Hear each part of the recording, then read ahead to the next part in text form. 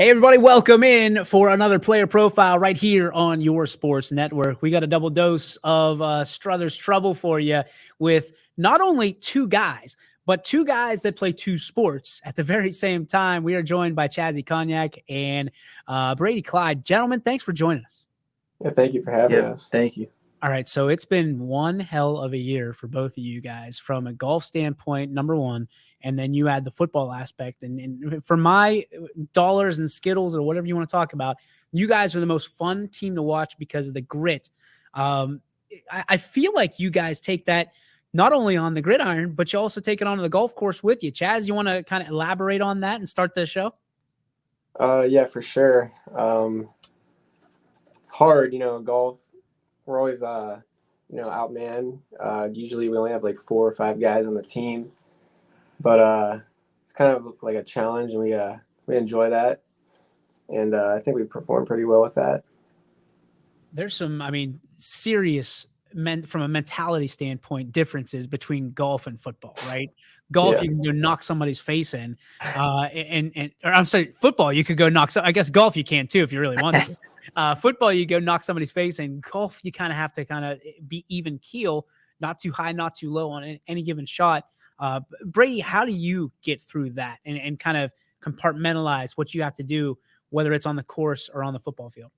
Yeah, it's really a mental game. While football is much as like a team game. You really have to keep your composure while you're out on the golf course.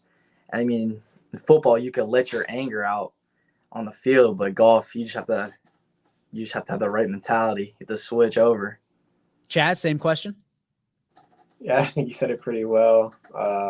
Golf is really mentally challenging, and then football, it's mentally challenging, but it's obviously a very physical sport as well.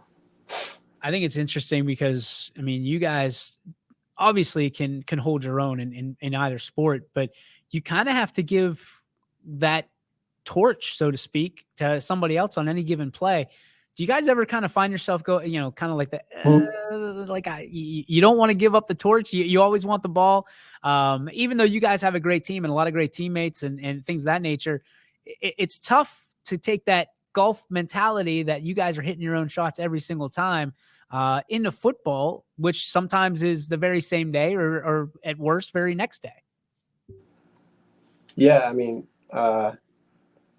you don't have the ball in your hands, it can be a little frustrating, but I think we got a ton of playmakers. Our quarterback, Alec Razib, he's been a big player for our team. We lost our quarterback in the preseason, and he's stepped in, and he's made a lot of plays for us. Talk about Alec for a minute, man. To have all that pressure on him, to be the guy, and he's done it so well. And it would have been easy for you guys to just roll over and say, you know what, season's over. We lost our quarterback. But it seems like you guys kind of dug your cleats in a little bit, Brady. Do you feel like it's Struthers against the world at this point? Yeah, it's kind of crazy. Like senior year, we're in the playoffs, like just a crazy atmosphere. And Alec, he's just a gamer. Like he's nothing to it. Just he can go out there and do whatever needs to get done. Yes. I feel like you got dudes that step up at every position. I was telling you before we started this interview that South Range game scared a lot of burgundy and gold, and it certainly puts you guys. I hate to say it put you on the map this year. When you lost by 10, but that game felt like it was a nail biter the entire time. When you guys were on the sidelines for that, were you kind of like looking at each other like, hey, we can do this? Like at halftime, you guys were right there. What was kind of the conversation between friends and locker mates? Yeah, so obviously a lot of people didn't think we were going to be in the game, but we go into every game fully expecting to win. And, we expected to be in that position because we practiced well, and I think we've, as a team, we deserved to be in that position, and I think played pretty well, but we weren't satisfied, and I think that shows with our record this year. Now, I'm kind of excited because I know what you're going to say, but I have to ask the question here, Brady. Do you feel like the Struthers Wildcats are the toughest out coming up in the playoffs in 2022?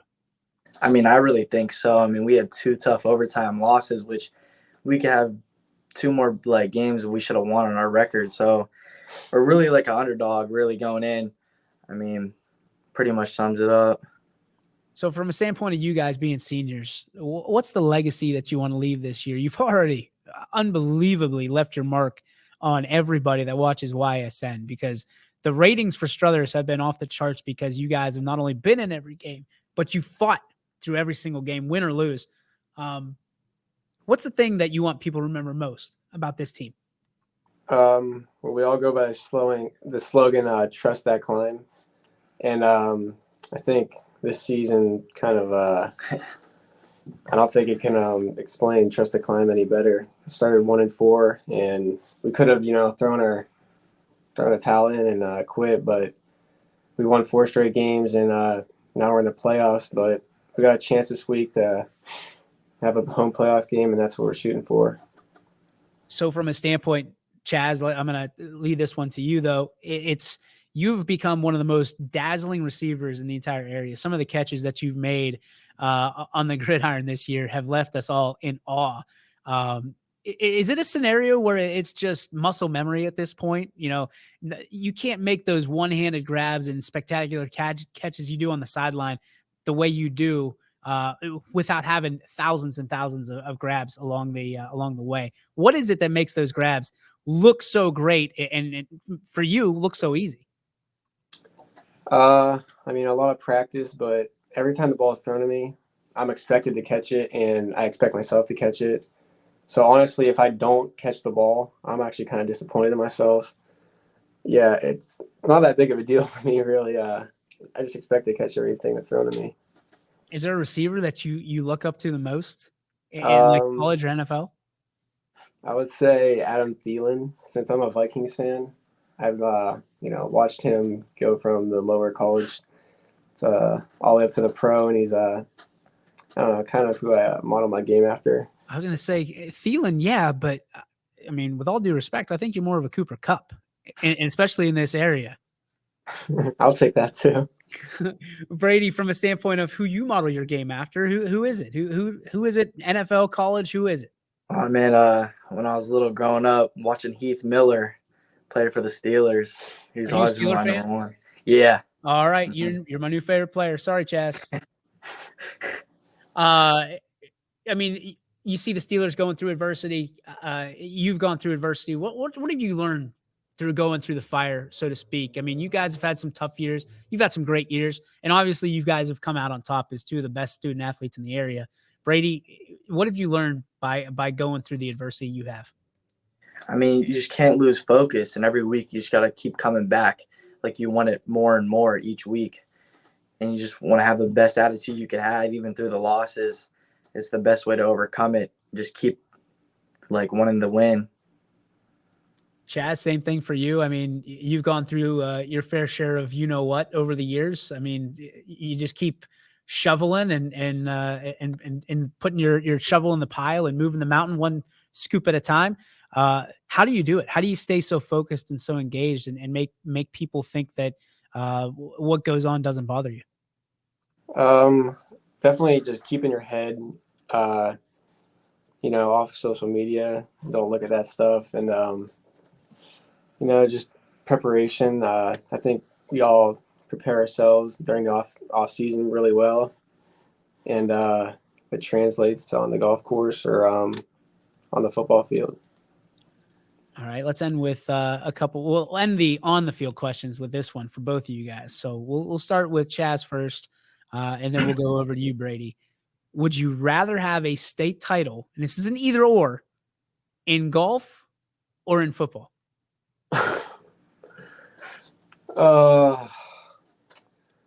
That's really tough. I think I would rather have it in football because that's a memory that you could share with your friends forever. Golf, like a state title, that'd just be like an individual thing. So, I mean, it'd be really, really, really cool either way, but I think I'd rather have the football one so I could share the memories with my friends. Brady? Yeah, I'd have to go football. I mean, it's just like that's just insane. Like, not many teams can do that. I respect that, man. That's a fantastic answer. You're both going to be great politicians someday, by the way. So congratulations on that.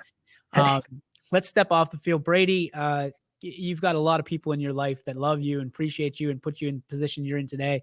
Shout them out. Why are they so important to you and putting you in this great opportunity that you guys have both on the course and on the gridiron? I mean, both my mom and dad for sure have big roles in that. Both my coaches, Coach Bake, golf coach, Coach Ekoniak. I mean, for letting that happen, for us to play golf and football at the same time is really unheard of. No really sport. People I've talked to, like the golf coach and football coach, don't get along with each other and stuff, and ours do perfectly fine. So they make the magic happen. So, Chaz? Pretty good. Yeah, basically what he said, just being able to play both sports at the same time is a blessing. Definitely, yeah, our coaches make that happen. And I mean, our football coach could have, told us, no, we don't want you playing golf, or the golf coach could have told us the same thing. But they wanted us to succeed in both sports, and obviously our parents too, a big part of it.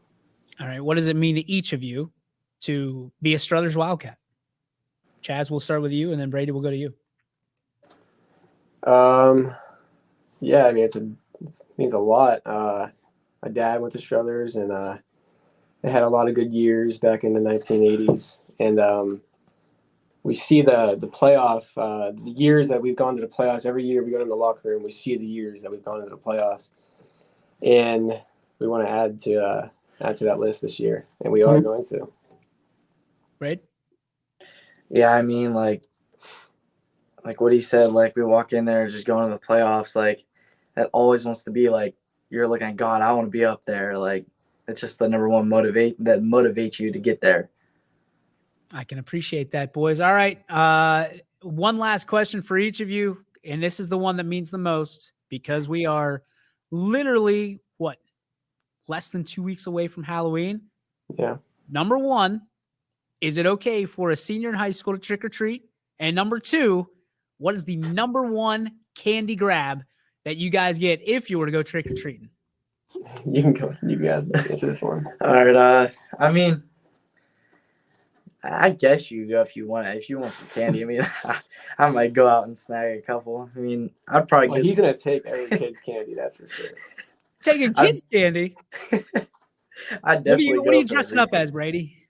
I don't know. I might just sneak around and dress as nothing. Just sneak up and get some candy real quick.